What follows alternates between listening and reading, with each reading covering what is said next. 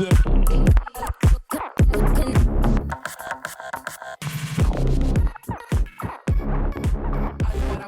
I like to think of my life as a subscription bundle of different streaming services. And on those different individual streaming services, there's a lot going on. There's different characters, there's different plots.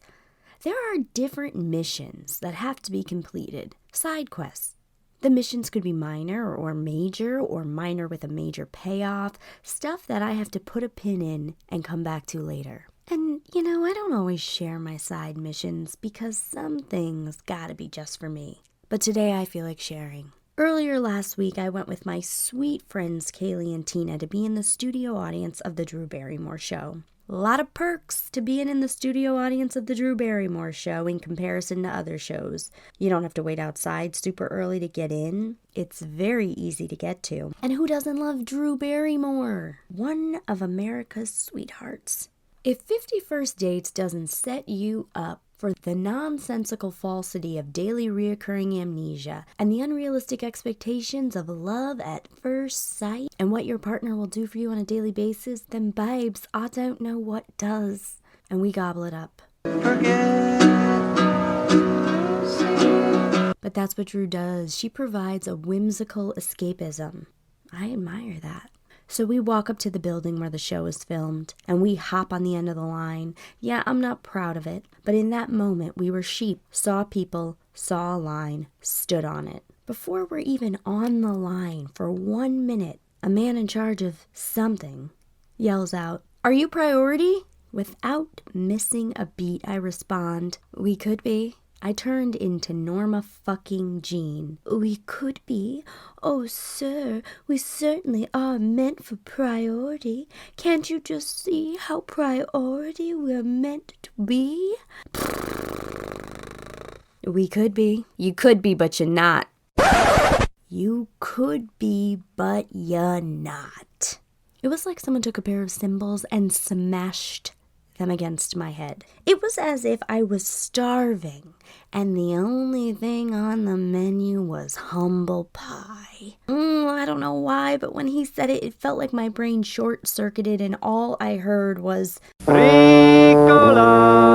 My new greatest fear is being on my deathbed, and the last thought I think is this man yelling out to me outside the Drew Barrymore Show. You could be, but you're not. Then I'm up in heaven. Matter of fact, I'm outside Club Heaven's Gates. St. Peter holding the clipboard's fine ass asked me if I'm priority. I bat my juicy, thick lashes. I could be. Then poosh, out pops the devil. You could be, but you're not. After I've made so many deals with him, we moved over to the general admission line, which was another problem because they needed my Vax card and I didn't have it. And since they don't accept backlogged podcast episode where I talk about getting vaccinated, I mean, come on, my guy, how many languages are you going to tell me you don't listen to the podcast? Ouch. I did find a picture of my Vax card. If you're looking for yours, just type in vaccine or COVID into your pictures, and a picture will come right up if you've taken one. And I was in turn let into the studio audience. How bad would that have been if I couldn't find my Vax card and I had to walk past fake-ass Jason Statham, defender of the priority line? By Joe, I think I would have just died. I can't tell you much about the show inside or what happened during the episode because, frankly, I did not read the NDA they made us sign. This podcast is my bread and butter, baby. Well, it's my butter. I'm working on the bread part, and I'm already on the audience most wanted list for the crime of not being priority by their egregious standards. You think I'm going to jeopardize my standing further by sharing the secrets of the unaired episode? You're out your goddamn mind. I will say there was one thing that Drew said that I laughed so hard at because I related to it. And my promise to you is I will tell you what that is and why after the episode airs. But until that time, I need you to know. And I absolutely promise you, I will be on that priority seating line. You hear me stretched out, Joe Rogan? This is now my side quest, and I will not stop. And then after that, I'm sitting beside my new bestie, Drew Barrymore, and I'm sharing the tale of how I wasn't on the priority line. Now that will be an episode worth waiting in line for.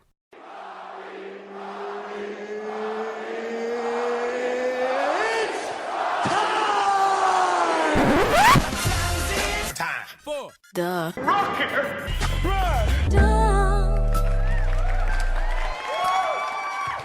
Welcome to the Rocky Rundown, where you get to learn a little bit about my week. Party God Squad, hello.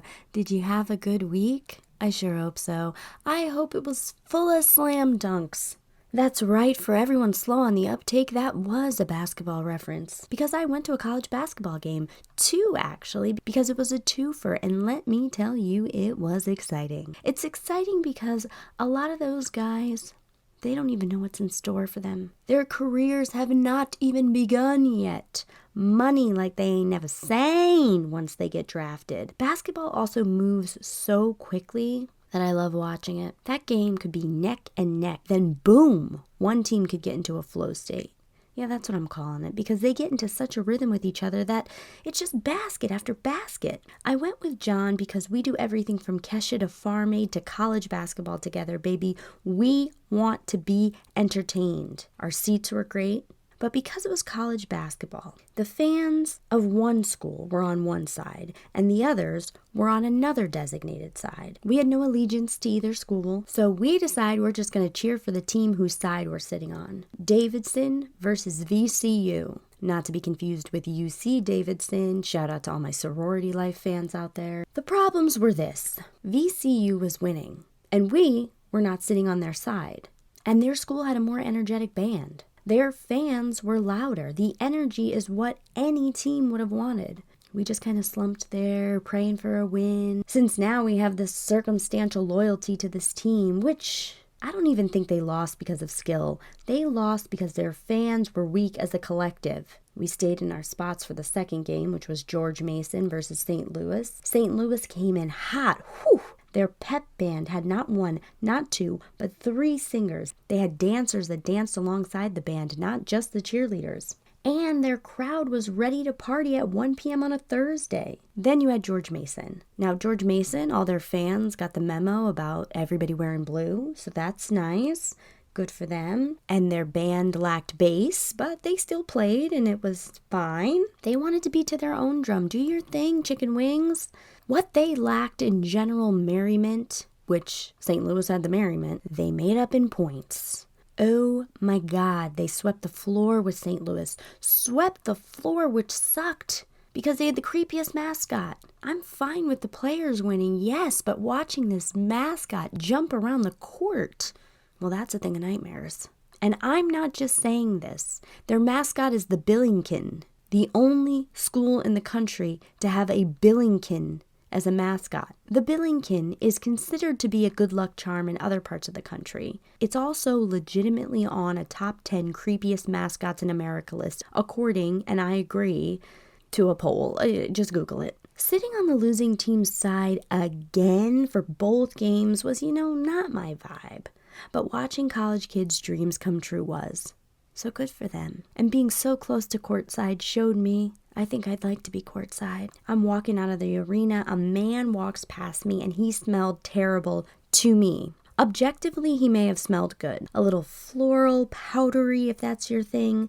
But as he passed me, his smell made me gag. I was supremely grossed out by his pheromones. And that, I think, is epigenetics. Someone in my bloodline must have been harmed or enemies or wronged by someone who smelled like that. So I just want to give a big shout out to my ancestors. Ancestors send us genetic warnings in our DNA that are pre-programmed. You may not always know why certain smells make you sick on first sniff, but my recommendation is don't find out. If someone says to you, does this smell good, and you don't think it does, don't lie. If someone's pheromones are something you have to get past, then run fast. You could be inviting chaos into your life. You don't gel with that person, and it's histrionic. There's a reason it's called your nose. It knows. But it's hard out here for everybody. That man doesn't know our ancestors have beef. We're all just hopefully trying to do our best. Some people aren't. Some people suck.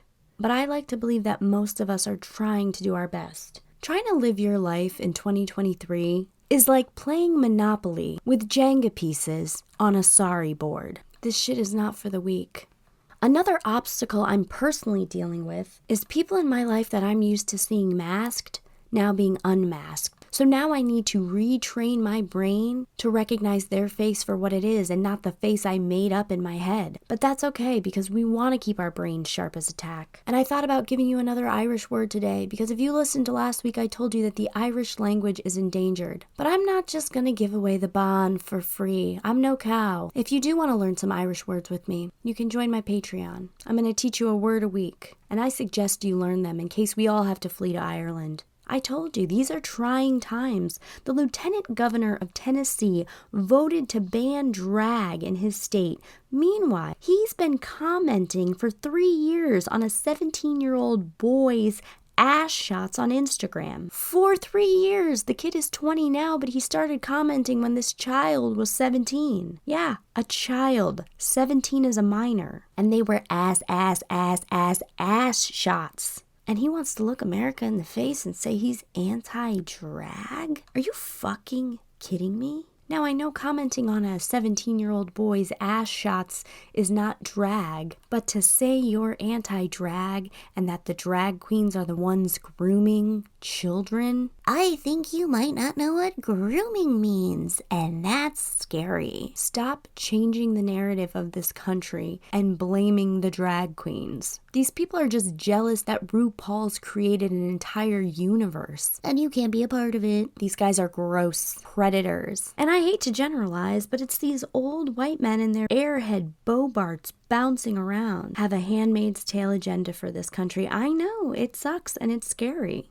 But you, my friend, listening, you have more power than you think. Walgreens stopped carrying the legal, L-E-G-A-L, legal abortion pill in a bunch of states. What the fuck is that, you ask? It's control. It's control over women. It's control over marginalized women. It's control over our bodies. But I want you to listen to me, all right? And I know you're already listening if you heard me say that, but I really want to make sure you're listening. This is a capitalist country. You know that. I can't change that by myself. So if you can't beat them at their own game, well, motherfuckers, reread the rule book. Don't shop at Walgreens. Put your money where your mouth is. Dwayne Reed, also a part of Walgreens. Don't give them 1 red cent. They're a corporation that's trying to hold women and this country back. They're trying to hold us back by decades. They don't want to move forward. If you didn't know that, now you learned better. So what do we do when we learn better? We do better. Until they bring that pill back.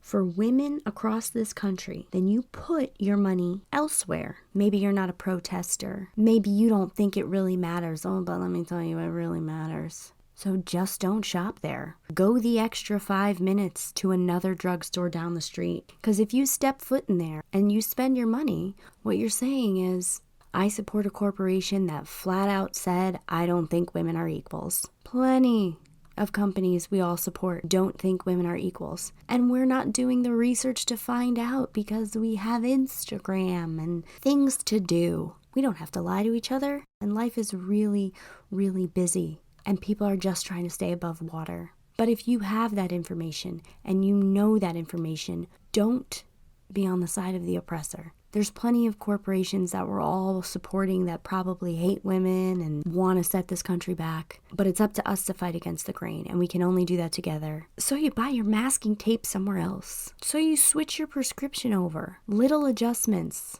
That's how we take care of ourselves. That's how we take care of our neighbors. That's how we unify a broken country. That brings us to Rocky's highest thoughts, my most stoned thoughts of the week. Number 1, the greatest of everything is out there, and it may never come to the surface. Number 2, people don't remember stuff. Don't take it too personally. Number 3, at what age do you say hard pass on a nipple piercing? Or do you always say the world's my oyster? And that's a trick question because the world is my oyster.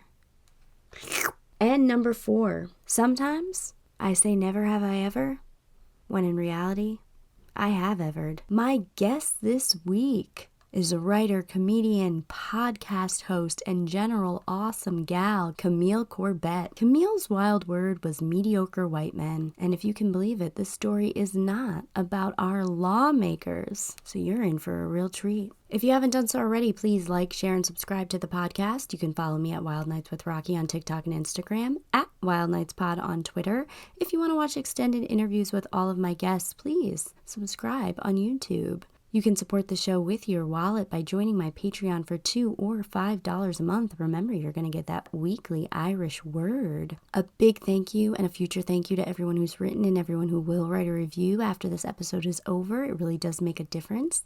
And now, please enjoy my Wild Nights conversation with Camille Corbett. Camille, welcome. Thank you so much for doing the podcast. Thank you for having me. I'm very excited. It's great to meet you. How is it going? Everything is going really well. I told you a little bit before we started recording that I had been spending my whole afternoon and morning with you these past couple days. I've just been watching the Smoke Show, which is your YouTube show and podcast. And we've had a lot of crossover guests, you and I. Oh, who have you had that I've had? Anastasia Washington I've had. Oh yeah, I love her. Oh my God. Yeah. And I loved watching her on your show. Ashley Ray Harris, who you've just co-hosted her podcast, right? Yeah, her podcast was dope. It was like at Sirius FM or XM, whatever it's called. I don't know. I think you had it right. Sirius XM. Okay, yeah, Sirius XM. It was really cool. We got to interview Garcelle, who's like the only Black Real Housewife of Beverly Hills. And like I'm a huge fan of her. Like she was on the Jamie Foxx show, and I love that show growing up. I have to tell you, if I ever have a daughter, I wanted to name her Francesca just so I could call her Fancy because of that show.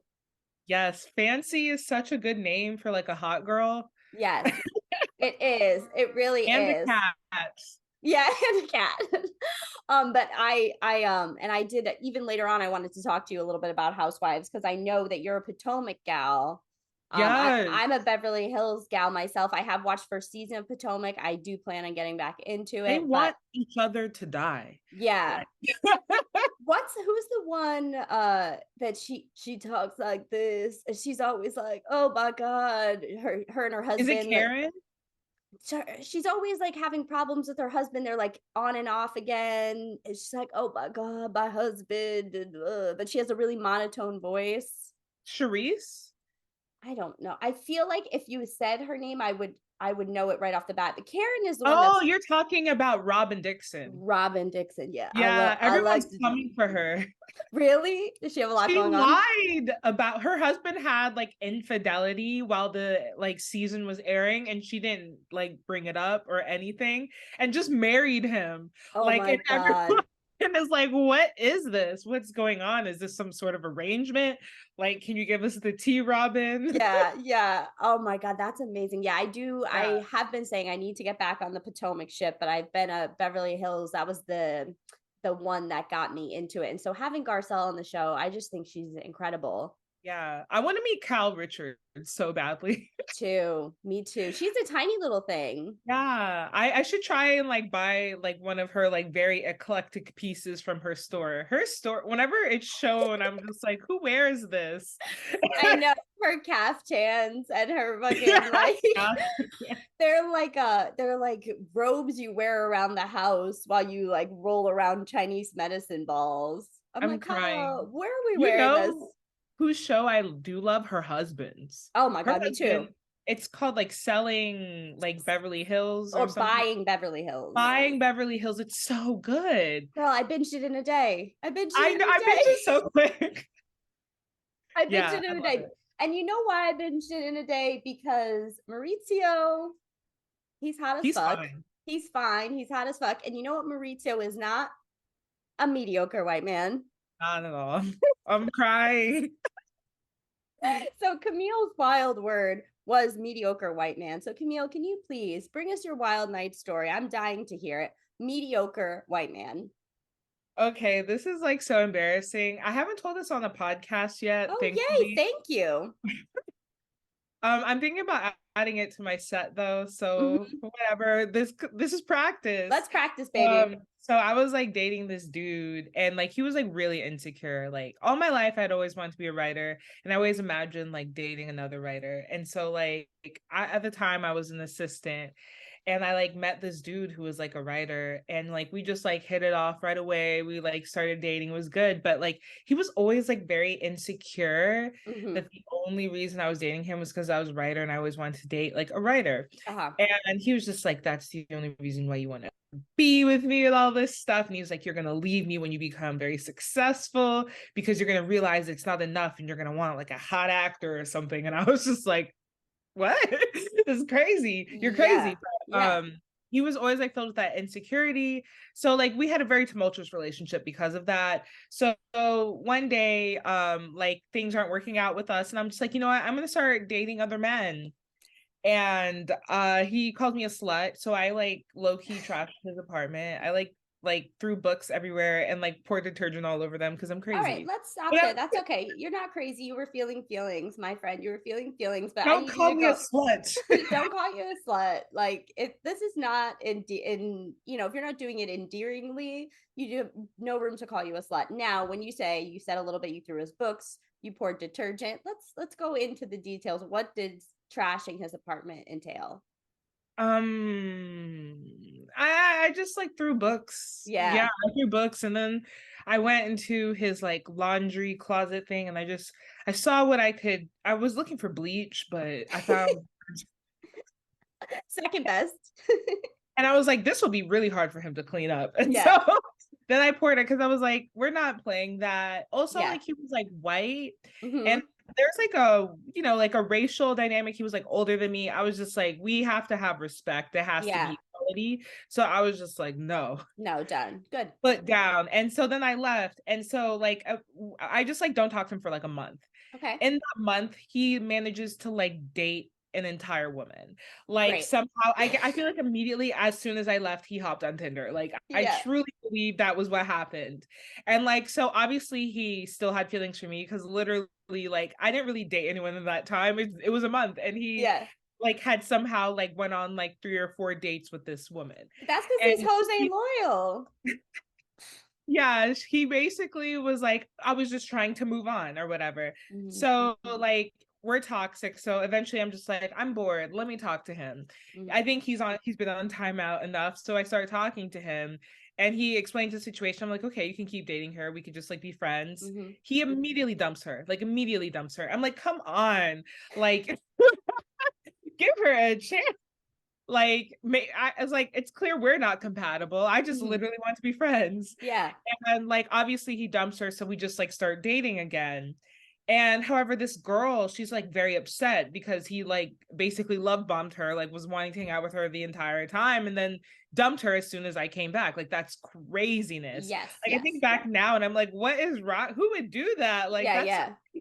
crazy. Like take a break. Like at the time he was like a very high level writer, and he had no like sample, like writing sample, and I was like, that was the time you should have been writing your sample, Yeah. not Yeah. love Yeah. bombing a woman. But Get your anyway, revenge with success. Best revenge is your paper. yeah, he should have sold the show in that time. Yeah, he should, yeah, something like that. But yeah, instead he did that. And so she became like very obsessive, like Yeah. very like, yeah, she started like, messaging him stuff like that. I was a slut. He was like, is all this other stuff like very abusive towards me because I'm sure that he told her what I did, which Yeah. I ruined his apartment. Or you could argue you made it cleaner. Yeah, he had to get a real nice deep clean. He wasn't reading those books anyways. They were all for show. Whatever. I read them. He didn't. So Yeah. whatever. They were Um, empty inside. yeah, they were empty inside. They were all just filled with cocaine, his favorite. And so we get back together. We just start immediately dating, Yeah. whatever. So like one night we just have a crazy fight. Like I'm just like, it's just like again, and I'm like, you know what? I'm gonna make a scene. I'm just gonna leave him my negligee to show him how hot of a girl he is going to miss. Mm-hmm. Um, And how soon after you had gotten back together did you have this big fight? I think it was like 2 weeks. Great. It was like 2. It was so soon. It was so Got soon. it. So it'd been like 2 weeks since he had broken up with this girl, and 2 weeks into our like relationship or whatever, our rekindled Of relationship. course. And like, yeah, I forgot an important detail. I came that night and like he always talked about how he wanted a girl to come to his door in a trench coat, you know. So I came in a trench coat and a negligee, like surprised him. And like he Yeah. was like on an episode, so he was like, oh, this is whatever, like, but let's fuck. Yeah. And then like it like sort of goes like sideways after that. Mhm. And so I'm like, fuck you, I'm leaving. And I like rush out in my negligee. I don't even put my coat on. I'm like, whatever, the car is like right there. It's like Right. midnight. No Mhm. one's gonna see me. I didn't think anything of it. But then when I walk outside, I noticed someone hiding in the bush. What? No, don't you tell me that it was her. Don't you Yeah, tell me it was her. it was the girl. She was right in the bushes, right in front. I was just like, oh my gosh, she heard us fighting. Yeah, yeah, yeah. We would go in on each other. Like two Yeah. writers, we like, yeah, we were going in. You were getting real creative. Yeah. Yeah, so I was just like, what the fuck? This bitch is about to murder me. Like, I'm just like, oh my God, I'm just like a You're horse. in negligee. She's in a tree costume. He's got Yeah, a type, yeah. it was just too much. And so immediately I rushed to the door and I'm like screaming, let me back in. But like, I literally had just cussed him out. It was like, I'm never coming back, sort of vibe. So he was just like, what? And like, he, like, at first he didn't want to let me in. I was like, no, seriously, there's someone out here. And Yeah. so then he let me in. But the girl, like, also snuck in behind me. And he was like, what the fuck? And I was like, what the fuck, nigga? Like, Yeah. he was Yeah. in, but I was still like, what the fuck, nigga? Like, I was like, what the fuck? And yeah, so after that, she like had obviously a long line of questions. Like if someone love bombs you and then Mhm. just dumps you for someone that they claim is like abusive or crazy or something, of course they're Yeah. gonna have a lot of questions. Yes. So she like immediately started grilling him, and then it became really like kind of dark, like Toni Morrison vibes, because she was also a Black woman. Mhm. And she was just like, do you like her because she's lighter than me and all of this stuff? Or Mhm. is this the type of woman you like? Looking at me. And I'm like, what is that supposed to mean? Yeah, yeah, yeah. Like, first of all, like what kind of woman or whatever. And like it was just like all of these deep questions. So immediately, like I saw his like tin of edibles and there were like 5 mg, and I just started popping them like Mhm. back to back. I probably ate like 8. Mhm. This is too much. Yeah, yeah, And then yeah. by the end, she was just like, she has to leave, or like he was basically like, I have to like you guys have to leave or whatever because of my episode. And I was just like, I'm not leaving Yeah, because I'm not that going bitch outside with is a her. stalker.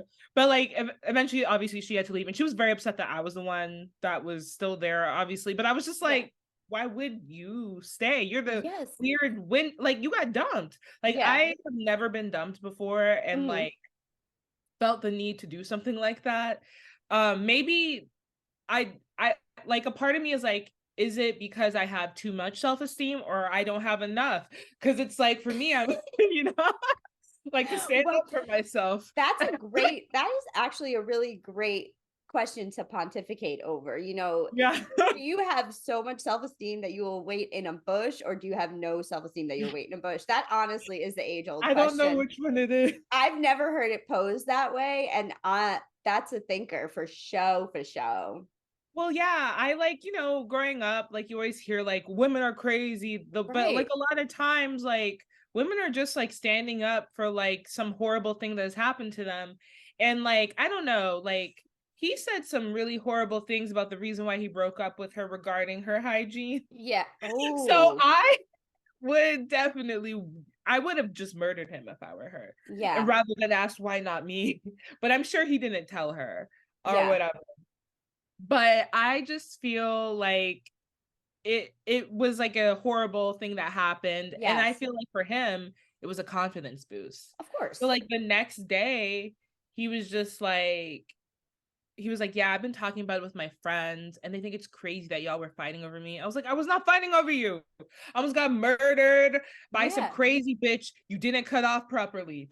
Right, right, right. And he was just like, I thought of like a show idea. It's called like Mediocre White Dude and Two Black Girls Fight Over Me. Is that the And title? yeah, that's what he said. Okay, well, this is not two guys, And a I girl, was in a just pizza like, place, my friend.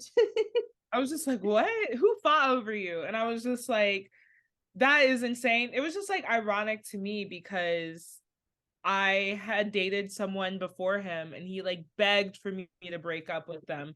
And I'm Yeah. like, should I have called it? No, I was like, that the title of the show should be Mediocre White Dude when you were fighting over me with another dude.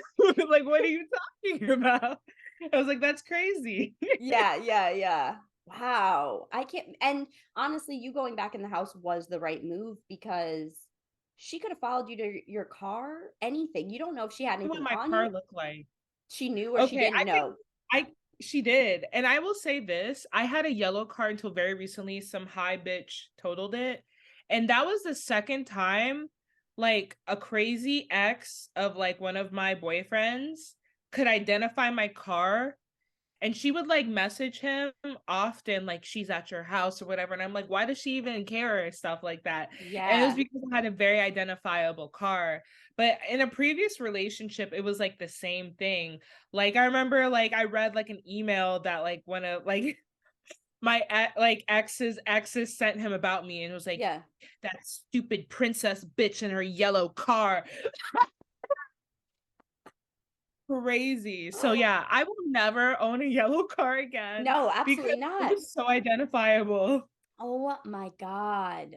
Now, you and him after that, you said you left that night, right? Yeah. Did you Well, give it I some? mean, the next day, I did not leave that Oh, night. you say that night. Okay, okay. I But it, had to because yeah, I didn't know how long she would just stay there. Like, absolutely not. yeah, I literally didn't understand her like thought process Yeah, at yeah, all. And yeah. like, how many times had she done that with us there before? You have no idea. It could have been millions. It could have been every She was single time. definitely, yeah, she's definitely mentally unwell. Yeah. And you don't know how long after you two continued she did that again. Yeah, and it freaks me out because I know Yeah. she continued because she would like text them, "Oh, I see her car," and we hung out like almost every night, so it's Yeah. crazy. Yeah, it's like I see her car from where, bitch? The bushes? Like, get out of the bushes. That's so scary. This is not the move. That is scary though. So I think we got our answer, the confidence boost or the not. Let's just Well, now say, she's a very successful writer, so maybe it was like oh, I look and I'm like, maybe like it's kind of ironic because we're both more successful than him now, yes. but it's kind of crazy to me that like she must have had like great self-confidence or something, Yeah. or like the madness of a genius. Yeah, yeah, Either for one of real. those. Yeah, and you know what? Sometimes too, I think that women, especially if I can just generalize for a second, especially with love bombing men, I'm not defending her behavior of hiding in the bushes. That is No, a I yeah. understand because he's a piece of shit. Like I'm sure he was just using her for attention, you know? Yeah, and really I feel like because there are so many mediocre men out there that are doing the least, when somebody comes in and all of a sudden is doing the most women, we know what love bombing is. We know what it looks like, but when you're being love bombed, you can't sometimes see It's everyone. hard Yeah, it's hard because to see when at you're a inside of certain it. yeah, at a certain point you're like, isn't this the love that I deserved? Yes. That I haven't been getting. But then you're also like, why so quickly? Why me? But it's like those questions don't indicate having like, good self-esteem if you're asking why me too. So it's Yeah. like it's a hard thing to navigate love bombing. Yeah, But it I think is. that the biggest thing of love bombing is the time spent together. Mm, And like for me and him and I's relationship was very gradual.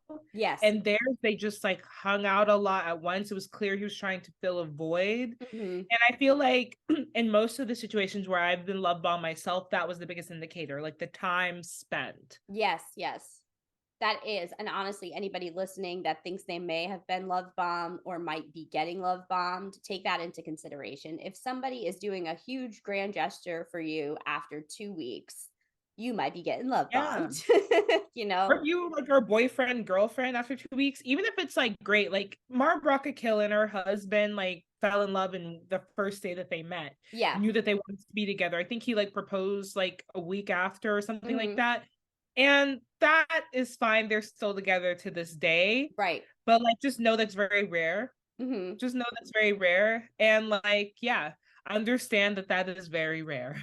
Yeah. How long did you and him stay together after all this happened? Hmm. Probably like a year. So basically Gotcha. that happened like probably this around this time of year in like 2019, so like March Okay. 2019. Mm-hmm. And then we stayed together till like 2020. Um, and he tried to quarantine with me, and I said no because I knew we would kill each other, and that's how we Yeah. broke up. I really Okay. refused to quarantine with him, so I quarantined single without him because I was like, we would kill each other. I'm pretty sure like the cops would be called. There would be like domestic Yeah. violence Yeah. Yeah. incident at that point because like he Yeah. was like an alcoholic and Mm-hmm. I just don't suffer fools. It's a Yeah. bad combo. Yeah. Yeah. Especially during when the only thing you can do is drink, and that's really one of the only times where it was so socially acceptable to be drunk every night.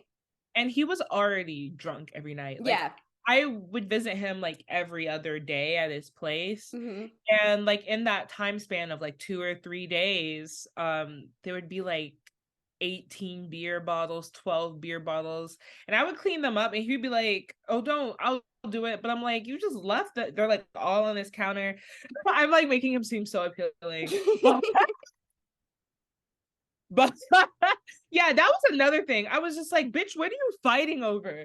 Yeah. Like that was like, Well, I was like, isn't that always it? It's like, bitch, what are we fighting over? You know what I mean? yeah. I mean, I wasn't fighting. I was just like, you need to handle this because I just like felt bad for her. Because it was Yeah. like he dumped her. I was fine with them being together. Yeah. Like I was fine with her having a turn because I knew that he was like no woman his age would want him Yeah. because he He was was about, like 31 and I yeah. was like 23 and she was like 31 and I was Mhm. like if you actually knew him you wouldn't want him. Yeah. Yeah. Yeah. You would not want him to impregnate you, you would not want him to marry you, like Yeah. none You of don't want to that. bring him That's home to meet the fam. Yeah. you wouldn't want like he's not giving that. He's not giving that. At least for me he wasn't giving that. I was like to a 23-year-old he's not giving that. How could he give that to like a 31-year-old woman? Hmm. Yeah. There's Yeah. no Yeah. way. It's not And happening. so yeah, I just knew that like he wasn't worth the fight, but I did like want to remain friends with him. It was just like impossible. And yeah, the way that we broke up, like we were like getting supplies to like quarantine together and it was like raining and I had just like gotten off work and he was just like bitching at me, calling me all these names. And like at the time my job was very toxic. I was like Yeah. in my comedy room and it Hmm. was just like a bunch of male comedians constantly just like ragging on me all the time Yeah. even though I was funnier than them. Fuck Of course. that. That was And probably the reason you were getting ragged on. Yeah. yeah. And I was just like sick of it. And so I was just like, get the fuck out my car, my Yeah. yellow car. And I dropped him off like somewhere deep valley. He lived in like Los Feliz, like in Hmm. at the 7-Eleven. And I was like, deuces. And he was like, I'll never talk to you again. I was like, okay. Yeah. That's the Like it point. literally. I was like, I need to do something so bad he never talks to me because we'd always like get back together and that Mhm. worked. Good, good. Well, good for you. And I'm happy to hear that you're doing better than him. And I'm honestly happy to hear that she's doing better than him as well. You know what I Yeah. mean? She's earned it. She's She's earned earned it. it out of all of us. She's earned it because I would never make a fool over an alcoholic, mediocre white man. That is insane. That's amazing. Yes. And none of us should. Let's just put that, etch it on a tombstone. Like, nobody make a big deal over a mediocre white man, please. And thank you. We're not bringing that energy into 2023. We are I'm bringing dead. we are bringing the energy of making your own work happen, doing your own project. So you have your show, which is in its second season, right? The Smoke Show. Oh yes. Yes. So you bring on women in entertainment, primarily female comedians, and you just talk weed with them and life experiences. And it's I've watched very many episodes of it, and it feels like a warm, you curate this warm environment for them. Everybody talks about their own experiences with weed. I know one of the reasons you said you wanted to start it is just because like you love weed so much, but how have you seen your show grow from beginning to now? Well, at first, I was like very nervous about like the structure of the Hmm. show and like what is even smoke show. Hmm. Just like figuring out what that was, and like honestly having Ashley Ray on the first episode was Yes. excellent because she is like such a voice in cannabis and in comedy that like it was easy to like navigate and sort of make the show whatever I wanted even after her, because Yes. she just like was so like in depth. But like what I found from that like first pilot was just like I just love talking to people about their little idiosyncrasies about weed. Hmm. Like in the first season, I really tried to like focus on like, teaching Hmm. like the audience while talking to people. But then I realized like that part doesn't really matter. No one really cares about instructional weed videos. It's more about like the relationships that I'm building with these people and talking about like their experiences in cannabis. And so for me, I feel like that's what Smoke Show has come to. It's like more like there's weed there and we'll discuss like a new product or something. Like I like to bring in like new different products and stuff for us to try, but that's like not the focus. Like because Yeah. in the first season I had like a few episodes of like, oh, this is how you clean your bong and stuff. But Yeah. I feel like it's really just like talking to people and getting to know them is what people really enjoy. Yeah, and I honestly think having a few episodes like that where you're being instructional with weed is fine because I learned how to roll a joint by years ago by watching a YouTube video that said this is how you roll a joint. And now of course there's cones, you can just do it super easy, It's but ironic it's that crazy. I did a whole episode on how to roll, and Yeah. I still don't know how to roll. Yeah. Like, I They're still use cones. Yeah, I use cones too. It's not, my roll joints are not great, but I'm like if in a pinch if I had to, I could do. And I sometimes like those a little bit better. My own personal roll joint, but there it's much easier to just do a cone. And so I gotta people, have you on Smoke Show. I know I'm actually going to come out to LA end of September, October. So I would That's love to link up. perfect. Yeah, I really want to. I've had so many guests on from LA. Probably like half of my guests have been from LA. And I really want to, my ultimate goal is to rent a house out there that's party friendly, like an Airbnb that's party friendly, and just invite all the comedians that I've had on to come, plus my Yeah, LA that'd be friends. tight. Yeah, because I feel like everybody sort of knows each other. It's like a circle loop, but what I was going to say about the having the instructional videos on there is like, you'll get somebody in the YouTube algorithm who might search for that, and then they learn from you, and then they see you have this whole show that's not about that. That's more about like the culture. And like I learned about you're not an indica person. Well, I have switched. You have I switched. basically became an indica person after I had a panic attack. I Wow. was like breaking up with one of my exes, Hmm. common theme, It's and okay. That's like, I like had a panic attack while on sativa, like mm, crazy. I felt like the room was like spinning around me and I was gonna die and my chest was caving in, and I was hmm. like, no more sativa.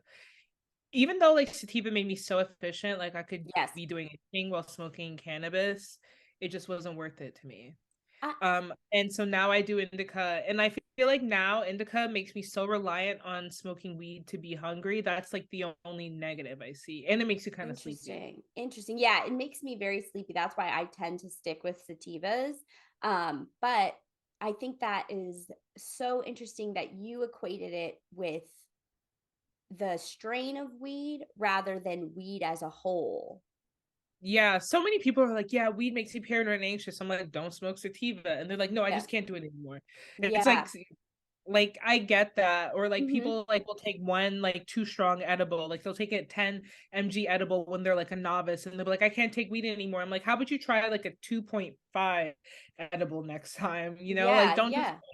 I just think that weed is like one of those great panaceas. Like it does so much good for you Hmm. that you shouldn't discount it immediately. Just like sort of find what works for you. Like maybe THC doesn't work for you, but CBD might work. Like I think Right. everyone should use CBD no matter what Yeah. your age. Like I think Yeah. it's great for like, the bombs are great. Like everyone should be using that. I used it for my tattoos and I Okay. barely felt them. I used lidocaine and Oh. CBD balm and it was amazing And those because are really sensitive places for yeah, anybody it's listening. Yeah, sensitive it's on our areas. wrists. Hmm. Yeah. Wow. And you just kind of rubbed it on there? Yeah, whenever I have an ailment, like my back hurts, whatever, I put CBD balm. It's great. And also like CBD, like the vial, the Hmm. droppers are great to like go to sleep. But yeah, and like relax. I saw you do the droppers on the Brie Geiger episode, also past guest of Yeah, this show too. And you guys did I love Brie. she's so cool. I've never met her in person, only like just through Oh the show, man, but she is so we're cool. gonna be on a show together, me, her, and Ashley Ray. It's gonna be like a cannabis show at a Nice. dispensary. And it's March 18th. Oh my God, please tell them both I said hi and that I can't wait to meet them in Yes. person. And you made not a web series, but you made like a mini show. It was I made a a pilot. pilot. Yeah, Crystal and Chelsea was the name of it. Yeah, Hmm. it's called Crystal and Chelsea. It's a pilot about a psychic that scams white women into being less racist. Hmm. We did a Kickstarter for it. Dan O'Shannon was our biggest donor, and then we got a Panavision grant for $1 million worth of equipment. We Wow. shot it in 5 days. I also starred in it, Hmm. and produced it. I wrote it, produced it, and I starred in it. Charlotte Kennett directed it. She's Hmm. amazing, queer female director. Hmm. But yeah, so far it's been doing well. Like That it's was on really YouTube enjoyable. and it's being distributed by Comcast as well. I loved it. I loved it. I loved you jumped right off the bat in the first scene. You're in like all animal print, which is my vibe is animal print. I wrote on my dating profile that I will be in animal print 65 to 75% of the time. So if that's a deal breaker, just go now. I definitely have like animal print phases in my life where that's Hmm. all I'll wear. Like usually in the fall, I'll like Yeah. get the Fran vibes going. Yes, the friend vibes. But yeah, I love animal print. I like did all the art for Crystal and Chelsea. So I did Hmm. all the production design and I chose everyone's outfits and stuff. So that was like the funnest part because it's so kooky and outlandish. Yeah, Yeah, it was really fun to do it was that. fun. And like all I still have the cane to this day. Hmm. Do you pull tarot cards in your real, like in your everyday life? Are you a tarot reader yourself, or that was just I kind don't of know for the anything character? about that. Yeah. Basically, I'm Jamaican and Hmm. growing up, my mother was so like prescribed to like, I don't know how to say it, spiritualism. Hmm. Um and like had like, like a spiritual like guide that she would always talk to and sort Yeah. of like help her out. And I feel like now she was getting hella scammed. And I Hmm. sort of like wrote Crystal and Chelsea about that, like about the people that use spiritualism closely Yes. and like are always like, paying for like to know what's next, to know their future next. And it's like I feel like realistically you probably need to see a psychic like once or twice in your life. Yeah. Like you should not be constantly like asking shit, have them Yeah. on speed dial, them buying their crystals, all of that. That's too much. You're Yeah. getting scammed at that point. And I think that the psychic knows that too, and they try and be like, a therapist, but at the same time, like they are gonna try and make money for their time as well. And I see both sides. And with Crystal, she was very much like, yeah, I'm scamming these people, but I'm gonna fix them as well. Yeah, I'm going to put the message through. No, I really enjoyed it. It looked beautiful. It was really well done. The acting was super great. It was just it was awesome. So I can't wait to see that grow. And I just thought when you just said that about the psychics and tarot readers, I was going through a bit of a rough patch a few years ago, obviously like breakup related, because that's usually when people turn Yeah. to tarot and psychics and whatnot. And I remember anytime I was on the street, I would see one of those $5 palm readers or a $10 tarot reading. And I mean, they had my number. I would just go and sit down. I'd be like, I'm please, crying. yeah, tell me what's my future? What's going to happen? I'm so like nervous. I'm so like lost, whatever. And I remember the moment I must have gone to like, over the course of 2 or 3 months, I must have gone to like 20 different tarot readers That's just to tight though. just all around the city. And I remember the moment that I snapped out of it. I was on the Lower East Side. It was like Second Avenue and like 10th Street. And I had just found this psychic one day randomly. I walk down, I'm sitting there, she's doing my reading, and then she's like, and you're gonna need these it was either crystals or stones. She was like, you're going to need these stones are going to really take you into the next chapter. And I go, okay, well, how much are the stones? Like, where we got to go to your apartment or something to get them? You got them on you, like, where's the Right. stones? Let's get those stones out, right? They And know she, how to hype it up. yeah, yeah, I was like, do I go forage for them? Where are the stones at? And when she told me, she's like, actually, you can do it in payment installments. You can give me $150 and I'll get you like the one that will bring you to the next level of ascension, or you can just give me 300 cash like right off the bat and I can give it to you like immediately.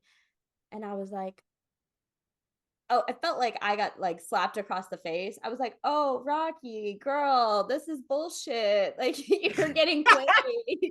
You are getting played by random That was your psychics. ancestors slapping you. Yeah, Like, I girl, got it's not real. slapped the shit out me. I was like, okay. I was like, you know what? I think I'm good on the stones. I'm good on I'm the dead. stones. I'm gonna keep it moving, but you have a great day. You knew I was good on the stones though, right? You already could tell that ahead of time. I'm So that crying. was, I think that was the last time I went to a psychic, and that had to be, I don't know, almost 5 years ago now. So I felt like I got it, but it definitely was in my system for a minute. So I do see how people get wrapped up in it. Yeah, I mean, I'm Jamaican, so it's Mhm, like so many people have that like spiritualism factor mhm. that's like part of their like culture too. But for me, like I was just like, this part of my culture I could do. It's kind of a lot. Like I like, some of the stuff obviously I believe, like, with like ghosts and stuff like Mhm. that. But I don't That's know, different like though, yeah. I believe that like, witchcraft and Mhm. like voodoo, ubia, whatever you want to call it, Right. you if you believe in it, then it works. Yeah. Otherwise, I don't think it works. Like, because I definitely saw my mom doing like, her little spells or whatever, Mhm. and nothing ever happened. Like, Gotcha, gotcha, so gotcha. I'm just like, I think that like obviously a good amount of spiritualism is healthy. Yes. I definitely think like I believe in God and Mhm. I believe in like the supernatural, but definitely like with a grain of salt, obviously. And like you should just rely on like what you feel personally too. Like just like check in with yourself because it's like you shouldn't like I feel like people that really like psychics, they're not trusting their own intuition. Absolutely not. No, no, no, no, no. Sometimes you just need like a quiet meditation. You sit with a meditation, Yeah. do some journaling. I always say I want to be so badly because I find my writing is better, my mental health is better if I wake up in the morning and just write in a journal first thing, clear the pool of my brain. I always feel better when I do that, but I'm just not disciplined enough to do it consistently. So the days I do it, it feels good, but the days I don't, I'm like, oh man, it would have been nice to just like get all these thoughts out and then continue on with my day. So you don't Yeah. Or always even need, yeah. praying Mm-hmm. is a form of manifestation, or you could Yeah. just I always find like when people are like, oh, I'm manifesting and they're just like chanting, I'm like, you could just pray and it'd be less weird. Right. Like, yeah, you have to do, and you have to do what's right for you too, right? Like, you have Yeah, I to, feel like, that.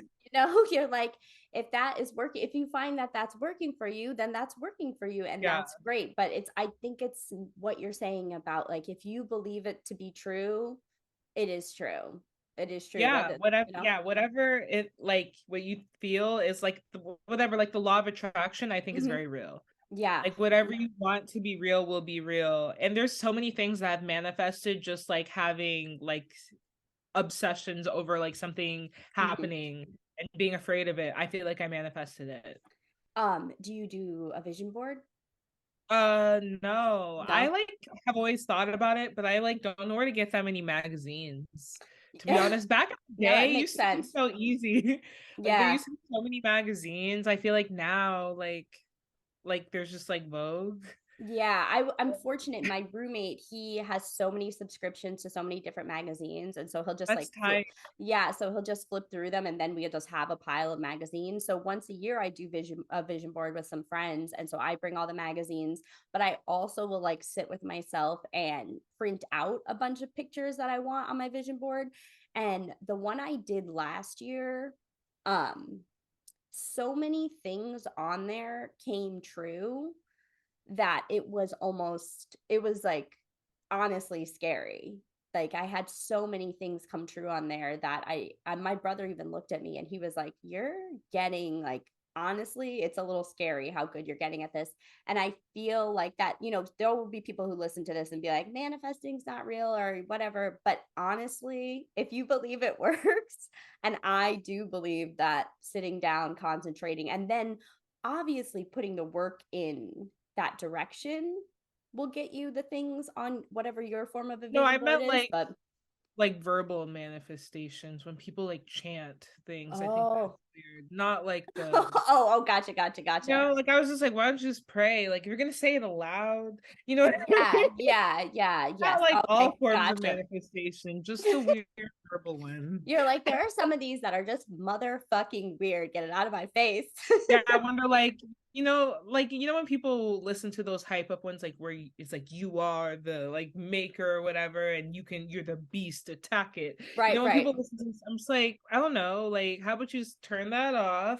Think Yeah. about the person you want to be, like, I don't Yeah, know, yeah. the Get different yourself in the form. vote. Yeah, in the vibe. Yeah, Yeah. that sort of thing. But yeah, I definitely believe in that. I'm like Mm-hmm. make a list of everything I want to do, Mm-hmm. like every year. I don't know if I reach all of them because I feel like I always make my goals like purposely impossible because I'm like, I want to make sure like there's I'm no like aiming. weird ceiling that I'm stopping myself from. You know what I Oh, mean? I like that a lot. I actually wanted to circle back in the beginning of the conversation. We were talking a little bit about how you interviewed Garcelle, but you also were a writer for the Jamie Foxx sitcom Dad Stop Embarrassing Me, which again, Yeah. another show I watched all in one sitting. I don't know. Do people know about this show? It was so funny. I loved it. I just like wanted more of it.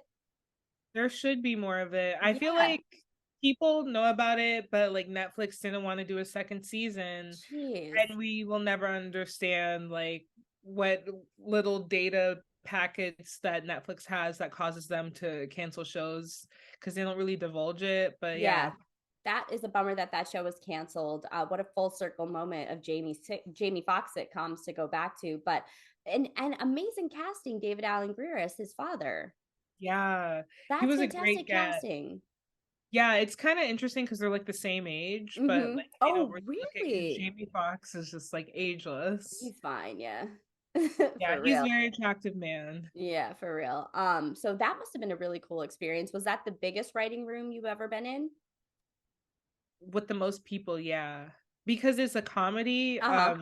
for basically comedies, you have to have a lot of writers because you put a lot of jokes in and you want Okay. it to be like, you know, on a multicam, you want ideally every line of dialogue to have a joke Yeah. attached. So that requires quite a few writers. Mm-hmm. One person can't think of every joke. Of I course not. wish, I Yeah. mean, like some people can, but not on that show. And And so not consistently. Like you want to be able to keep replenishing and not running and anybody's like tank be out. the best. Yeah, be Hmm. the best jokes that it can be for like the characters. So like everyone in the room represented like a different character, I feel, Yeah. on that show. That was like really important as well. But yeah, that was definitely like the largest writers room I was ever in. Like, and the one I'm in now is probably like the smallest room I've ever been in. Can you But say which one you're in now? yeah, Or no, it it's hasn't secret. been announced yet, but Gotcha, it's a gotcha, gotcha. Disney show.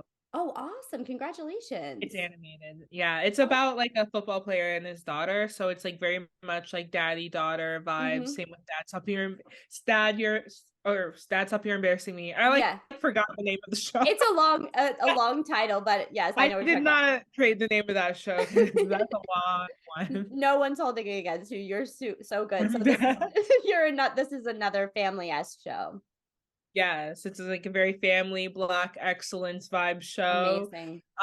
And yeah, I'm hyped to be on shows like that and have like a good legacy. Obviously, I'm like a very like blue comic.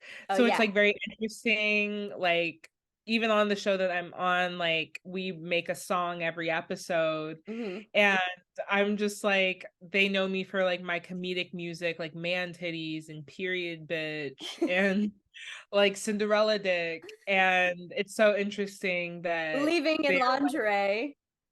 yeah. and like I'm making like an animated family show. So it's like Yeah. very like different vibes, but like just because you normally speak in one sort of voice doesn't mean you can't speak in others. Yeah, I think that's a really, really great way to put it, Camille. I want to thank you so, so much for doing this show. Before I let you go, will you please plug anything you want to plug or anything you want to share so people can find you, follow you, whatever they got to do? Okay, follow me on Instagram and Twitter at the Witty Girl and TikTok at the Witty Girl 94. And check out Crystal and Chelsea. It's on YouTube. Just type in Crystal and Chelsea. The link is also in all of my bios. And also check out my musical comedy album, Silly Bitch Music. It's Yes. streaming on all platforms at the Witty Girl. Amazing. Well, Camille, this was just such a great way to spend an afternoon. Thank you so, so much for doing the show. And you and I will talk soon. All right. Yes. All right. Bye. Bye.